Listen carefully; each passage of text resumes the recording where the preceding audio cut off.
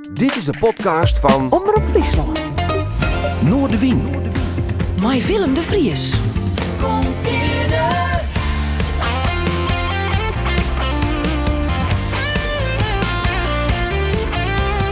Alles wat te spelen. Omroep Friesland.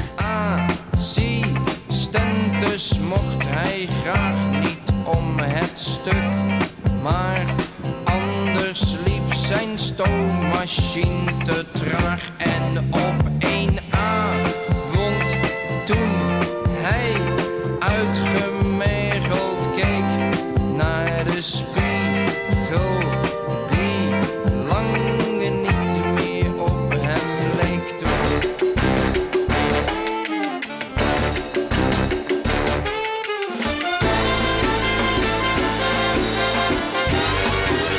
Dit is Noordewien.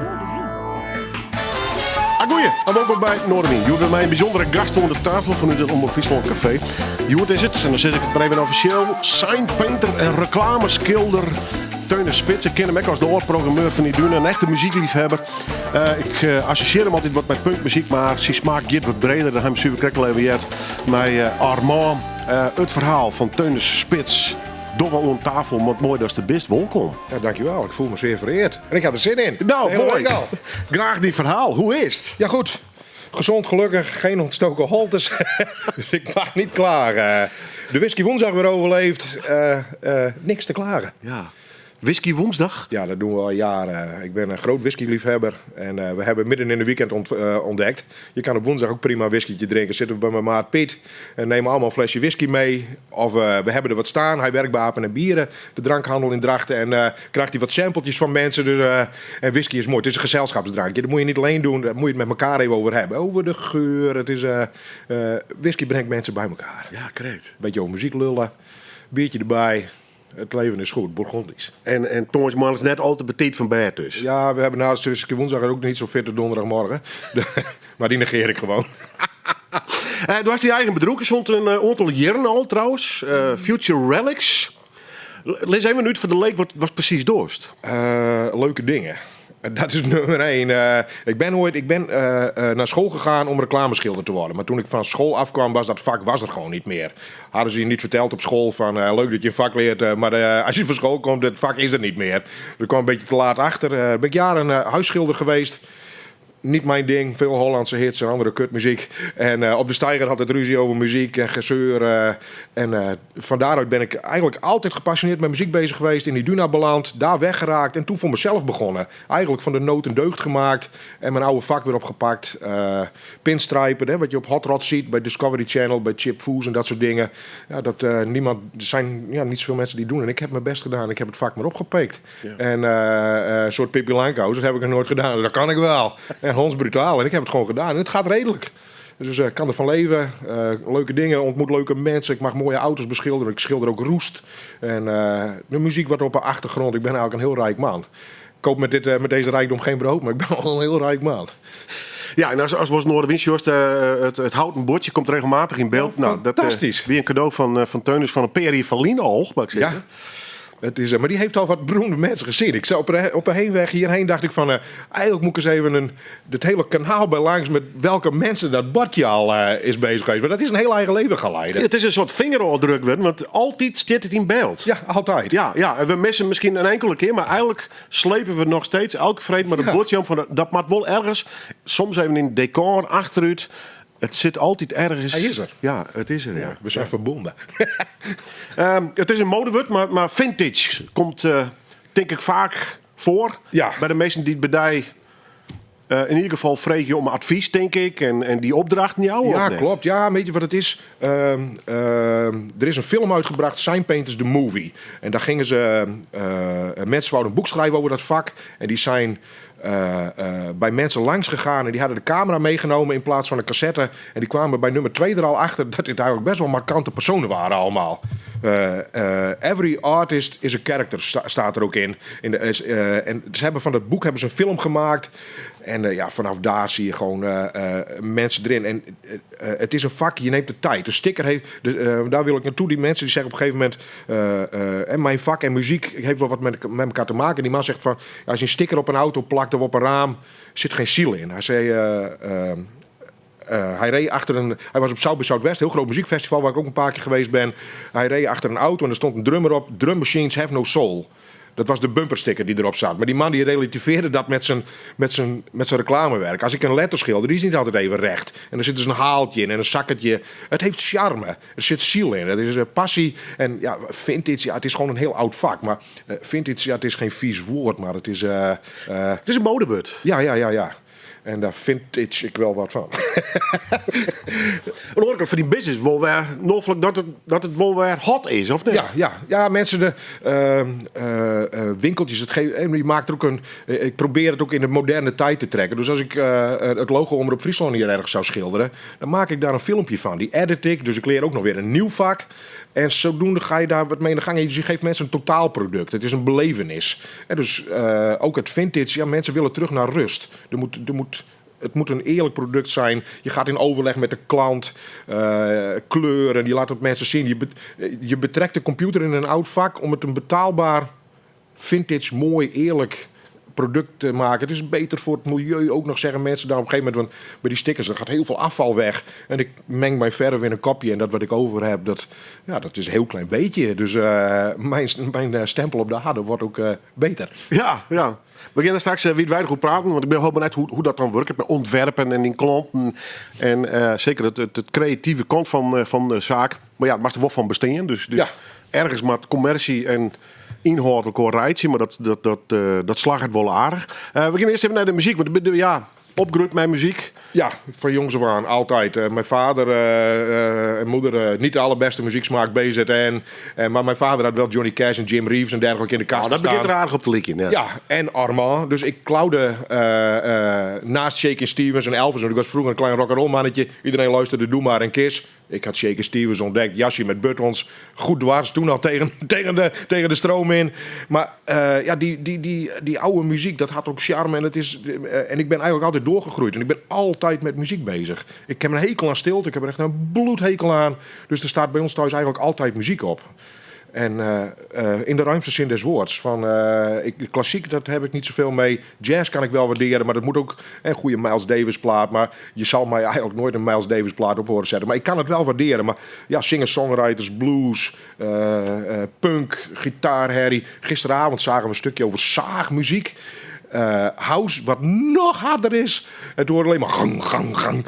Ik denk, dat vind ik ook nog wel mooi. Ik ga het thuis niet draaien, maar op een feestje zou ik dat wel erg kunnen waarderen. Ja. Het is die gekke meme-koor van tegenwoordig. Het is allemaal bizar. Ja, muziek en blijven luisteren, openstaan. Muziek is mooi. We hebben gewoon het bij mij, want ik denk, ik in die jeugd internet nog net zo prominent onwijs wie is nou. Popfoto. Ja, hè? Ja, de popfoto las ik. Toen dacht ik nog dat er seksadvertenties in stonden. Penvriendinnen. En penvrienden, dat had daar niks mee te maken. Maar daar hadden we het gisteren toevallig nog over.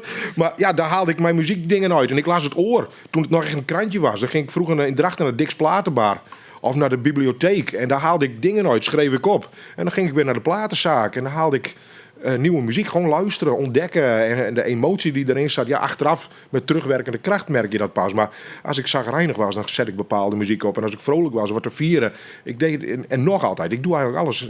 Het is aan muziek gerelateerd. Kocht eens platen trouwens, wie het vindt. Ja man. Ik ging op een fiets van Drachten naar Leeuwarden. En dan bij Sound & Vision. Daar kocht ik bijvoorbeeld de Dead Kennedys, Holiday in Cambodia. Jongen, met de bus. Ik denk, ik kreeg 5,25 zakgeld. Dan kon je een singeltje verkopen. En als je 3 weken bij elkaar verzamelde, kon je ook een maxi-single of een LP kopen. Ja, en Dick's Platenbar, daar hield het wel een beetje op met de mainstream dingen. En gegraveerde glazen en pornoboekjes. Maar ik ging op een fiets naar Leeuwarden. En dan met een koptelefoon, met stapeltjes platen, luisteren. En dan echt heel doelbewust 1 plaat mee naar huis. Dan had ik onderweg op een fiets, baalde ik van dat ik kut en weer terug moest fietsen. Maar het genot van een nieuwe LP en dan thuis op je kamertje, je moeder beneden. Kom man, die tering, herrie, zachter. En dan genieten van ruimen, van reggae. En het was een avontuur. Geen internet, lezen en keuzes maken. En nu is het gewoon niet eenheidsworst. Het is te makkelijk. Mensen die muzikanten maken dat met plezier en passie. En wij nemen het mee als een wegwerpproduct. Oh, vind ik niks. Ja, is het te volle plastic worden? De ziel is er wat uit. Het is te makkelijk. Wij moesten ons best doen. Jij ook. Jij hebt ook je Dead Moon, hè? Net als met je broer en dingen die moest je ontdekken. En dan ging je luisteren en het werd een belevenis. De platenhoes, de teksten lezen. Wie gaf het uit? Platenlabel uitzoeken. En dan in Sound & Vision of bij Wobbe. Wobbe, bij de ja, put. Hè? Ja. Wij moesten er bij de Fram-bus heen. Ja, meneer, heeft u nog iets van dit label? Ja, maar jongeman, dat label ken ik helemaal niet. Daar kijk ik even voor je na. En dan kwam je weken wat later. Die man die wist helemaal niet wie je was en wat je deed, maar die kwam wel. Kijk, dit heb ik voor je onthouden. Dat zit op datzelfde label. Ja, geweldig. Had ze nog trouwens, de platen? Ik heb ze bij onze grote vriend ingeleverd bij Big Bad Wolf Records.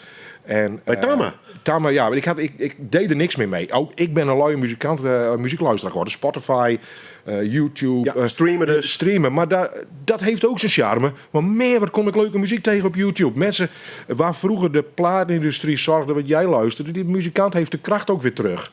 Dus we krijgen het allemaal weer terug. Je kan... Hallo McKinley, andere gekke muziek allemaal. Hele vreemde muziekstromingen. Mensen bieden het zelf aan. Als je je best doet, dan kom je echt mooie dingen tegen. Ja. En ja, het moet niet te makkelijk zijn om eraan te komen. Je moet ook op YouTube-kanaaltjes Gems on VHS. Ik weet niet of het je wat zegt. Er is een kanaal, alternatieve country. Een beetje de punkers onder de countrymuzikanten.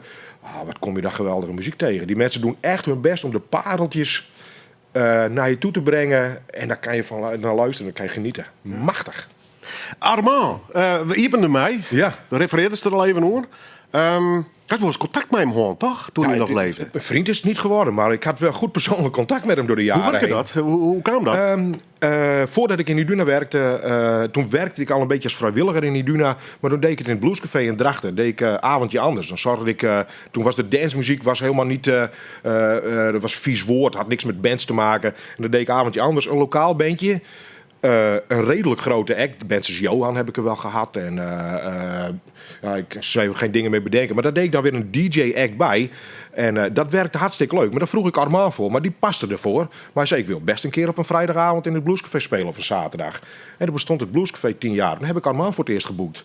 En daar ontmoette ik mijn jeugdheld. Want ik haalde de single, Ben ik te min, met 4 nummers. Die haalde ik bij mijn vader uit de platenkast. En dan luisterde ik naar de teksten. Ik denk, wauw, die man heeft wat te vertellen. Die man die denkt die is maatschappij kritisch. Ik denk, ik kan overal weer achteraan hobbelen. Maar net als wat die Armand doet, die man die denkt zelf. En die heeft best wel wat te vertellen in de muziek. Dus je haalde er ook lering uit wat die man deed. En later heeft hij wel wat onzinnige platen gemaakt. Dan draaide hij door in zijn talen. Hij kon 12 talen, geloof ik, Russisch. En dan ging hij je plaat opnemen met al die nummers in andere talen. Ja, boeien. Maar ja, hij belde me dan op een gegeven moment op van... met Herman, zei hij dan. Ja. Ik ben in de buurt. Herman, wacht maar even. Ja, met Armand kan komen spelen, zei hij dan. Een oude Eindhovenaar. En ik ben in de buurt, of hij wipte zomaar ineens bij Iduna mijn kantoor binnen. Ik was in de buurt, had zijn rijbewijs gehaald met een campertje. En ik praatte gewoon met die man. En het was een intrigerend individu. En ik weet nog dat ik was al voor mezelf aan de gang. Ik zat te schilderen. En er was nieuws onderbreken, of niet een onderbreken, maar het journaal.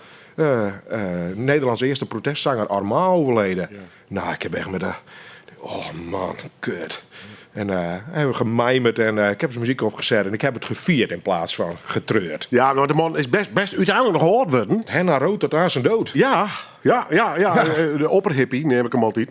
En maar zien rookgedrag en zijn hele leven. Maar ik zei dat hij het aardig wist te rekken nog. Ja, hij zei ook altijd, ik word niet gecremeerd, maar ik word verkocht in de betere koffieshop na zijn dood.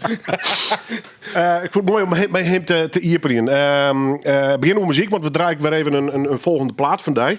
Het contrast kind net grutter, maar daarom juist zo leuk. Silver Bullet. Ja, hier zit er eigenlijk een vraag. Jij gaf me de martelvraag, 5 nummers. Ik neem dat de horrorvraag. Kutvraag. Dus ik ben er weken aan het zoeken geweest Punk was een verademing na Johnny Cash en Armand. De eerste keer dat ik echt een punkplaat hoorde. De Dead Kennedys ook weer. Bij een jongen bij mij uit de klas. Die zijn broer was een punker. Nou, ik was echt flabbergasted. Wat is dit dan voor tering, Harry? Woest en maatschappijkritisch. Ik geloof dat ik dat wel aantrekkelijk vind. Maatschappijkritisch. En daar was ik van onder de indruk. En jaren later zitten we in het Bluescafé. Daar waar Armand ook al was. Daar leerden we 2 jongens kennen. Die kwamen uit Engeland. Cockney, raar Engels accentje. En die kwamen met jungle en hip-hop aan. En ik wou niks van dance weten. Kutmuziek, zieloze muziek. En mijn die jongen die zegt: hou je van hip-hop? Silver Bullet, ken je dat? Hele fucked up. Nog agressiever. Ik denk, wauw, heb je platen? Dus Manuel, DJ Devastate, een van de beste scratches van Nederland in die tijd. Die zei, ik heb wel draaitafels, dus die jongens namen die platen mee. We zijn naar Manuel toegegaan. Hij zette een jungleplaat op. Nou, dat is Silver Bullet, 4 keer zo snel. En ik denk, wow. En er bleek ook nog drum en bass te staan. En een andere aftasting van datzelfde muziekgenre. En ik was hooked. Daar was de dancemuziek ook in mijn leven. Prachtig.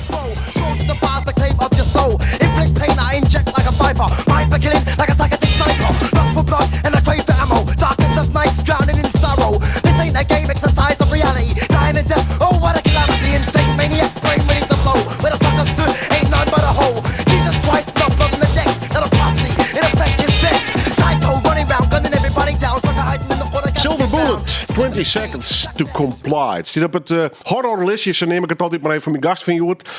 Teunne Spits, we kennen hem uit, of ik ken hem in ieder geval vanuit de muziek. Oorprogrammeur van Idune Matsieburg. En dat doet hij al per hier druk met zijn eigen bedrijf. Future Relics. Het woord vintage is een beetje een gehyped woord, maar ik neem het dan maar even. Want hij schildert onder oren hele mooie oude auto's met mooie logo's erop. Maar er is nog volle meer. Ja, bist toen eigenlijk alleen een schilder of een ontwerper? Hoe maakt dat zin? Ontwerper, decorateur, levensgenieter. Ja, dus mensen vragen me, wat doe je dan? Ja, ik zeg altijd maar leuke dingen. Maar inderdaad, ik heb nu net weer voor een man uit België. Prachtig mooie Pontiac uit 1964. Die man die koopt zijn droomauto. Laat hem op, rijdt naar mijn werkplaats. Bij mij op de werkplaats gaat hij de auto nog een keer goed bekijken. Zo, wauw, heb ik eigenlijk een mooie auto gekocht. En die man is gek van whisky en Tennessee. Dus ik ben een soort Jack Daniels gerelateerde auto aan het maken. 8-ball café, een logootje. En ik ben gewoon naar die mensen aan het luisteren. Want ook dat kan ik, naast praten. En de kunst is om... Als jij bij mij komt van ik wil dit en dit en dit... met een vintage uitstraling... dan ga ik ontwerpen en dan ga ik dat maken. Dus ik ben geen Wietse Sterk... maar ik ben wel redelijk onderbouwd op het moment. En ik maak dingen die... En zeggen mensen van... ja, dit is precies wat ik zoek. Ja. Ik denk, heerlijk. Wietse Sterk trouwens, ontwerper. En ik bedenken van prachtig mooie posters. Ja, een heel eigen stijl. Herkenbare eigen stijl. Ja. Vakman, prettig persoon. Ja. Het is... Even naar die vaak. Want ooit gewoon huisschilder... Ja. Maar nou ontwerpst en door de logo's komen de meeste mijn oude auto's bij de werkplaats binnen rijden. Ja. Ben je dat leert? Iduna. Vormgeving heeft er altijd in gezeten. Ik vind letters... Ik ben hartstikke dyslectisch. Van de week weer een bord gemaakt. Build, not bought. Dat schrijf je met een T en niet met een D. Kom ik achter, dat staat allemaal klaar. Dus klant haalt het op. Hé, staat een spelfout in. Nou, is niet de eerste keer. Zeker niet de laatste keer. Maar ik ben visueel ingesteld. Dus ik weet wel hoe het eruit moet zien. En ik kijk naar periodes. Ik ben geen kunstgeschiedenisman. Maar ik kijk wel naar hoe zou het eruit zien. Wat is het doel? Kleuren hebben regels. Hè? Jij bent ook wel een beetje van de regels breken. Maar er zijn regels in de natuur voor kleuren. Warme kleuren komen naar je toe. Koude kleuren gaan van je af. En die regels zijn niet te breken. Dus daar maak je gebruik van. Dus iets, als je letters op moeten vallen, dan maak je een groene of een blauwe achtergrond met een rode kleur. Het blauwe gaat weg, het komt naar je toe. Dus zo ga je ontwerpen. En het Omroep Friesland heeft het ook. Het pompenblaadje knalt er meer uit als het blauwe randje, omdat die kleur naar je toe komt. Ja, dus hij creëert als ware diepte. Ja, en zo kijk je naar letters. Letters hebben een uitstraling. Als jij, ik geef les op scholen ook, en dan laat ik letters zien van het PlayStation of Adidas. Je hoeft maar 1 letter te zien en dan weet je wat het product is. Nou, brand identity noemen ze dat tegenwoordig. Ik doe het ook voor Heineken. Ik ben met een man uit Amsterdam bezig geweest van de Rolling Stones. En samen maak je iets Die zorgt van, kijk, dit is de uitstraling die het doet. En waar liggen de essenties van de vormgeving? Wat is het doel? Ja, ik ben autodidact. Ik heb hem zelf aangeleerd. 9 weken met een hernia plat gelegen. Een computer gekregen en Photoshop. En de eerste diskettes van Planet Internet. Ik weet niet wie dat nog kan herinneren. En dan kon je op Planet Internet. En daar ging ik lettertypetjes downloaden. En Photoshop leren. En toen kwam ik erachter dat op LTS, wat ik deed met letters, spatieringen, kleuren, plaatsing en dergelijke, wat heeft het tot doel? Ik bleek eigenlijk best wel aanleg daarvoor te hebben, wist ik niet. En ik hoor het van anderen, ik zeg het niet van mezelf, maar mensen zeggen van, het gaat je vrij makkelijk af. Dus ja, het zit er waarschijnlijk in, maar het is zo mooi als ik iets uit jouw hoofd visualiseer en jij zegt, dat is precies wat ik zoek. Machtig.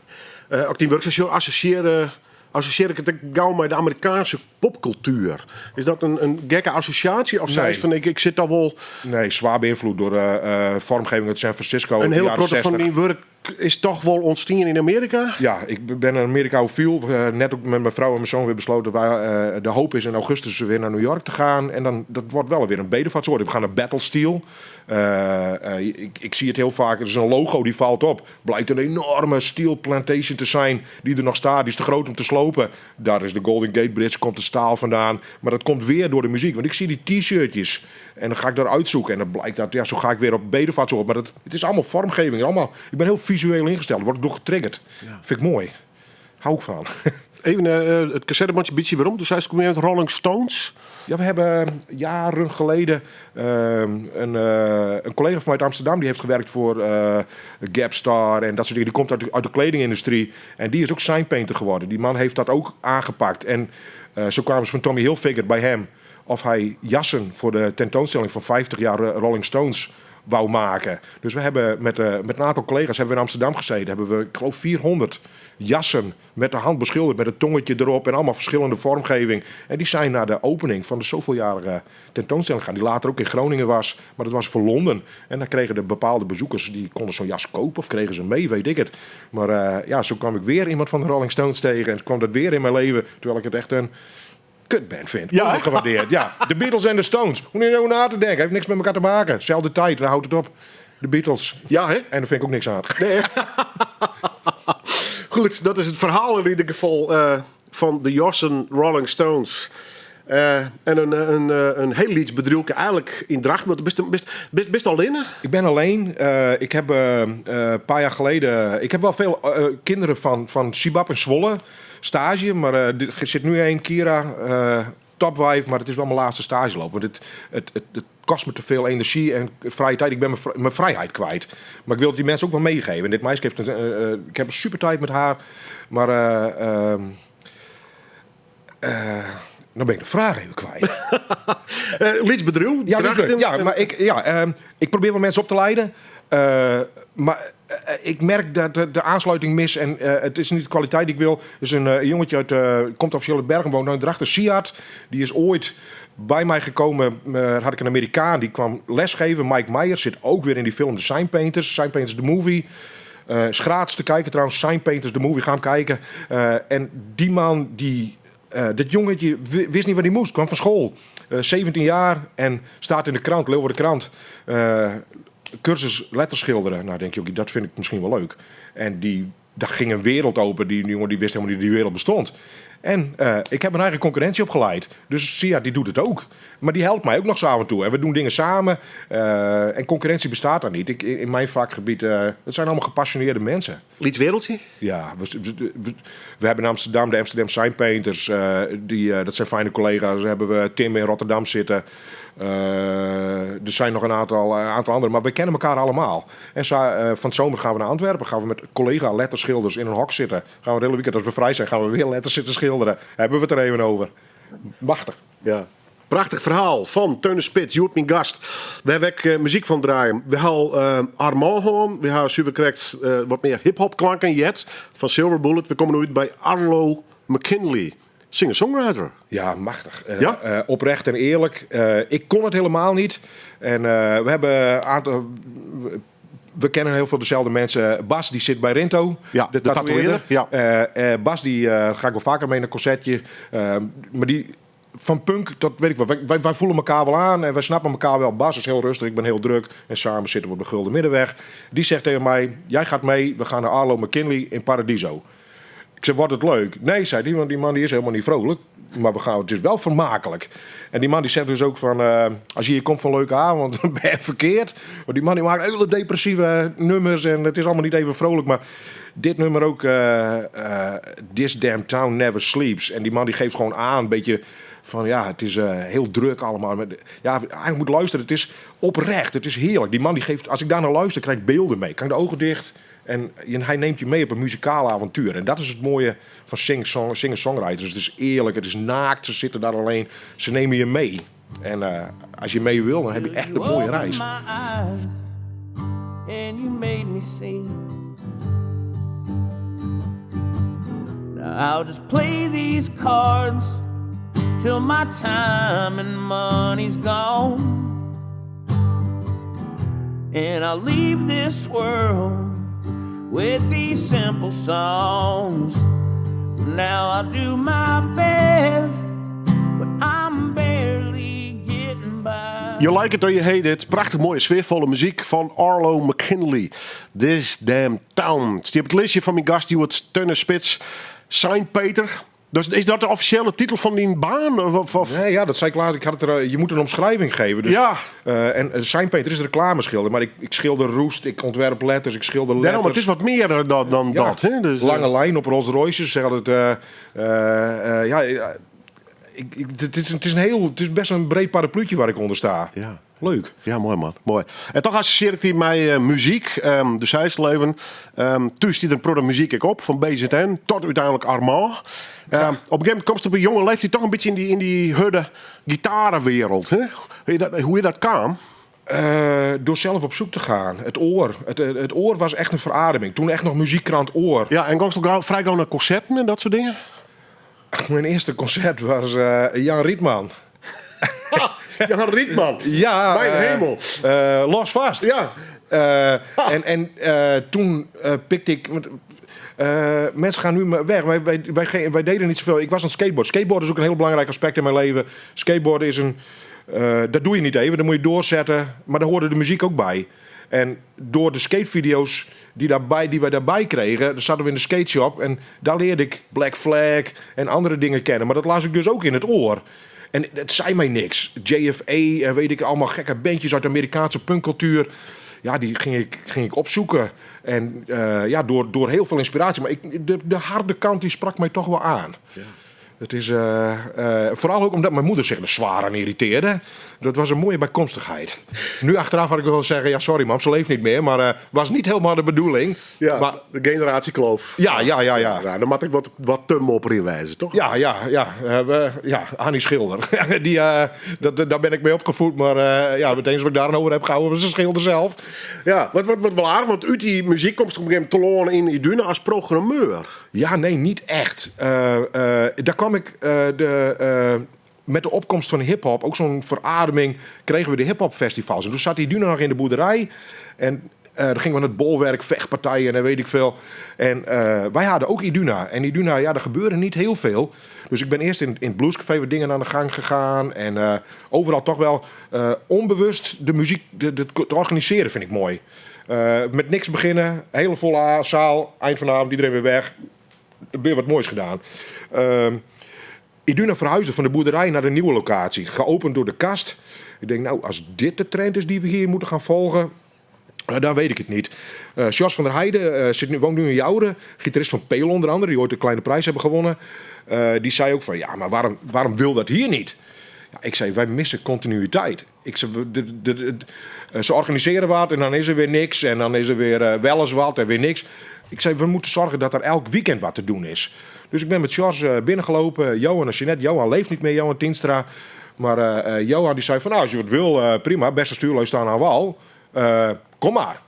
Nou, ik zei, hoe kom maar? Nou, ga maar wat doen. Wat wil je doen dan? Dus wij zijn lokale bandjes. Stichting Muziekcultuur Drachten, SMD was ik al mee bezig. Gewoon, eigenlijk, het is er heel langzaam ingesneakt. Maar op een gegeven moment kwam ik erachter. Ik ben gewoon concerten en festivals aan het organiseren. Wat kon dit nou? En Iduna, Johan werd ziek. Maar we hadden wel al een mooie basis neergelegd. Van bandjes begonnen ons al lastig te vallen. Van Peter Pan Speedrock uit Eindhoven. Kunnen wij niet een keer in Friesland spelen? Volgens mij, bij mij weten, was het eerste optreden buiten Eindhoven dat wij ooit gedaan hebben. 6 mensen in een paardenkop. En maar schreeuwen om Little Green Bag, weet ik nog. Staat nog op hun repertoire. Maar Johan die kreeg kanker, die raakte ziek, ging vrij snel. En die wou wel die professionaliteit doorzetten. En Johan heeft het balletje aan de gang gezet. Michiel Stavast uit Leeuwarden hebben ze aangenomen. Zat toen bij de... Waar zat hij? In Romein. En hij is vanuit Romein naar Drachten gekomen. Mijn aanstekelijkheid vond hij wel prachtig. En ik ben de PR en marketing gaan doen. Doordat ik 9 weken plat lag met de computer, had ik posters leren maken. Zei Michiel, ken je dat ook wel? En persberichten schrijf je maar, stuur ze aan mij, ik controleer ze wel en gooi ze er maar uit. En zodoende ben ik daar aan het werk geraakt en uiteindelijk programmeur geworden. Want Michiel die vertrok naar Amerika. En ik durf wel te zeggen eigenlijk van als wij daar niet binnen waren gelopen, dan was het niet geworden wat het nu is. Dus het is eigenlijk wel mijn kindje. Kijk me voorstellen. Ja. Xavier, is dat nog steeds? Ja, nee, ja. Ik moet je wel zeggen dat ik, als ik daar sta... Volgende week hebben we de Fun Loving Criminals. Volgens mij zijn er nog kaarten. Ik sta daar wel met... sta ik tegen het muurtje aan achter en denk... Nou, dat hebben we toch met z'n allen... Ik heb de boel wat aangestuurd. Maar dat draait op vrijwilligers en publiek. Dus het is een grote groep die dat neergezet heeft. En denk ik, daar mogen we wel trots op zijn. Ja. Denk ik. Toch? Zegt mij plezier op waarom. Op een gegeven moment best voor te reiken. Op een gegeven moment groeist u het koor. Is dat een beetje? Er kregen nieuwe mensen met andere visies en regels. En als ik ergens tegenin kan en een CSG'tje vind, dan doe ik dat met plezier. Dus dat eindigt in een arbeidsconflict. En dat is... dat had niet gehoeven misschien, maar twee kanten. En was dat niet gebeurd, had ik hier niet gezeten. Dus, soms matattack. Ja, verandering van spijs doet eten. Alleen op dat moment als je erin zit, is het niet leuk. Maar je verwerkt het en achteraf denk je van, nou, misschien toch wel heel goed geweest. Je bent er ook wat slimmer van geworden. Weer mensenkennis.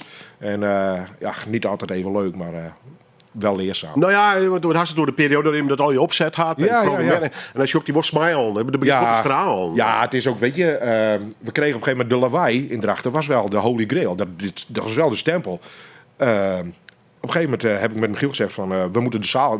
Het probleem bij Iduna was, het was te klein om groot te zijn, te groot om klein te zijn. De zaalcapaciteit moest omhoog. Michiel en ik hebben dat hele plan geschreven en we zijn ermee bezig gegaan. En Michiel heeft dat echt heel mooi vormgegeven. Die kan dat heel goed.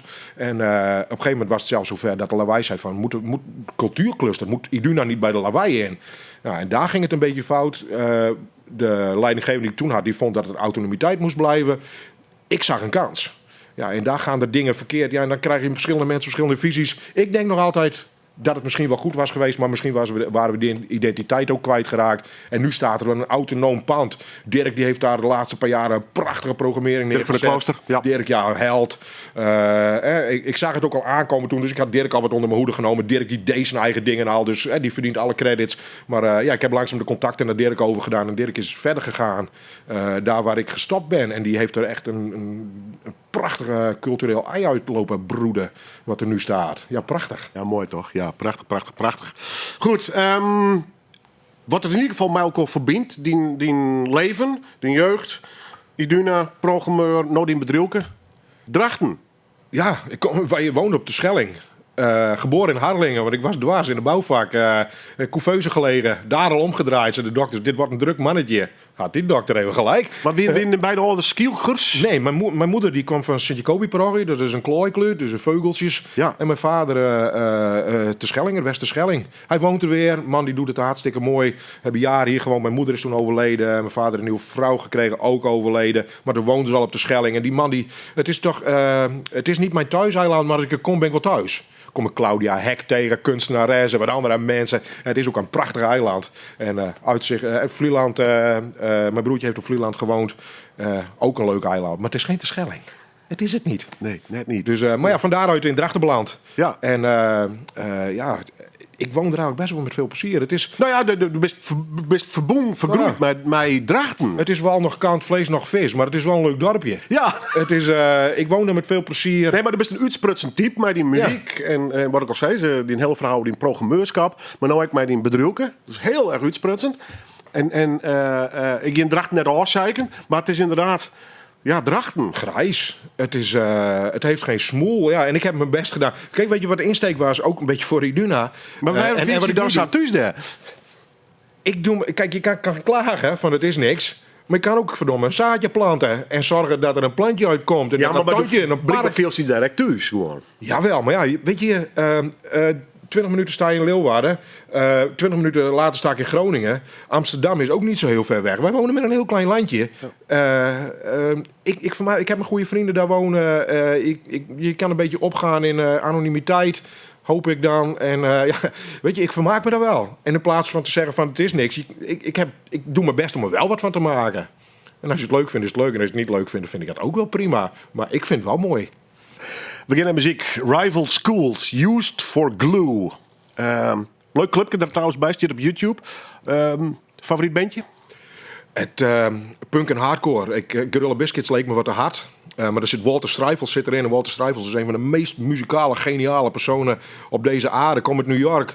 En dit is na Gorilla Biscuits groot geworden. En het mooie aan deze muziek is dat het allemaal losse laagjes zijn. En dat kabbelt bij elkaar tot een heel mooi muzikaal riviertje. Het is allemaal los en ja, de opbouw, ja, ik vind het fantastisch dit. Het is een mooie overleg.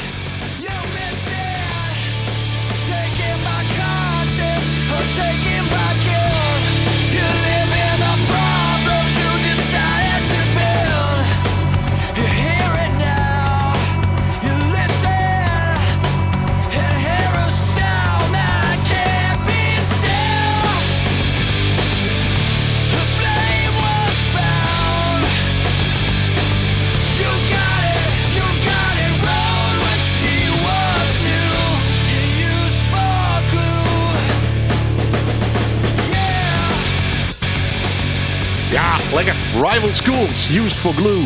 Komt van mijn gast van jou, Tönnes Spits. Hij had toen zijn werk, zijn liefhebberij, de muziek, Future Relics, zijn bedrielke, sign painter, maar dat dekt net helemaal de lading, reclame, schilder, want er is nog volle meer. Intussen ik Heid. Ja. Van, Een volwassen zoon met een eigen mening. boven de 20. Ja, en net zo dwars als zijn vader, alleen al op een luxere manier. Ja, maar die had pakken, hè? Ja. Ja, dat ooit gedacht. Is Tönnes Spits nog steeds de Tönnes Spits van vroeger? Is er een product verloren? Het is wat een grote vraag en misschien ook wat flauw. Ja, nee, in de basis wel hetzelfde. Alleen, we hadden het er net achter de scherm ook al even over. Ik heb een hekel aan ouder worden, maar het heeft ook zijn voordelen. Je wordt wat milder, de levenservaring allemaal. Ik zoek nog wel de zere schenen op, maar ik schop iets minder hard om het te maar steek mijn mening niet onder stoel of bank. En sommige mensen hebben daar problemen mee, anderen niet. Maar ik hoef niet door iedereen aardig gevonden te worden, maar ik wil wel leuke dingen doen. De kwaliteit is hoog en dat heb ik vroeger ook altijd gehad. Het skateboarden, doelen stellen, zorgen dat je tevreden bent. De wereld wat mooier achterlaten dan die was. Dat is ook Armand weer. Die oude hippie schaam, je hebt de wereld gelaten zoals die was. Ik wil dat niet. Ik wil mijn stempel achterlaten en de wereld wat mooier maken. We zijn met een muurschilderingproject in Drachten bezig. We hebben allemaal mooie muurschilderingen. Leeuwarden heeft dat heel veel. Hè? Drachten heeft geen smoel. Daar kan je wat aan doen. Dus wij zijn met het Drachtse Museum en met de centrummanager zijn we bezig geweest. Ik zei, er moet geschiedenis terug in het centrum. Philips, grote muurschilderingen van Philips. Nou, daar zijn we mee bezig. Dus als je nu door Drachten loopt, ik zie overal mijn werk. Samen met Marcus Wetman, die moet ik even zeker niet vergeten. Graffiti spuiter, echt een vakman. Staat over de hele wereld en zie je die man. En ik mag gewoon, dus mijn maatje van de lagere school. We staan met z'n tweeën en staan en kijken van achteren. Wauw, hier hebben we wat moois van gemaakt. Dus niet achteroverleunen, initiatief tonen. No, what if en buts, zei een Amerikaan ooit tegen mij. Ik zei, wat bedoel je daarmee? Ik zei, ja, wat als en ja, maar. Maar als ik. En dat moet je niet hebben. Je moet gewoon doen. Je kan beter spijt hebben van dingen die je hebt gedaan dan dingen die je niet hebt gedaan. Ja, maar dat viewer zit er nog steeds in. Ja, bij, en ik heb best wel veel spijt van dingen, zeggen ze dan. Maar daardoor heb ik ook veel meer beleefd dan andere mensen. Wat een boel verhalen, ja. Moet je de deur eens uitkomen. Moet je eens een deur opentrekken waar je anders niet in loopt. Ja. Dan beleef je nog eens wat. Want je bent intussen 50er, dus dat is dan wel een peer hier te gaan qua werk. Hoop het. Versjost wel dat dit die toekomst is voor de komende 10, 15 jaar? Of best toen ook nog wel in iets zei, nou, ik neem maar een peer hier nog wel eens een oorslag? Ja, ik wou wel een keer slijterij hebben met whisky en lekker bier. Ik vind whisky is een prachtig mooi Maar dan kun je het net met drinken, hersenbord, hè? Jawel, je moet toch verstand hebben. Ja. Hè? Dat is affiniteit met de zaak. Ja. Soms je eigen winkel leeg. Maar, Ja. Heeft u nog whisky, meneer? Sorry hoor, op. Nee, maar zoiets, als er zoiets op het pad komt, dat zou... maar voor hetzelfde geld, ja, zeg van je moet filmpjes gaan editen. Want ik ben nu... Ik heb een andere afspraak. AI, prachtig mooie ontwikkeling. Ik ben een YouTube-kanaaltje begonnen, Chilling Chronicles. Ik geef mijn... ChatGPT geef ik een opdracht om een lijp verhaal te verzinnen over 4 dimensies. ChatGPT maakt daar wat mee en dat edit ik met programma's. En zo maak ik wat creepypastas verhaaltjes. Ik heb er net 6 gemaakt en ik zit echt met ik denk, nou, hier kon ik mijn geld ook wel mee verdienen. Maar voor hetzelfde geld hou ik er volgende week weer mee op. Maar dat zijn dingen, ja, je moet een beetje proberen. De horizon is niet voor niks zo heel breed en ver weg.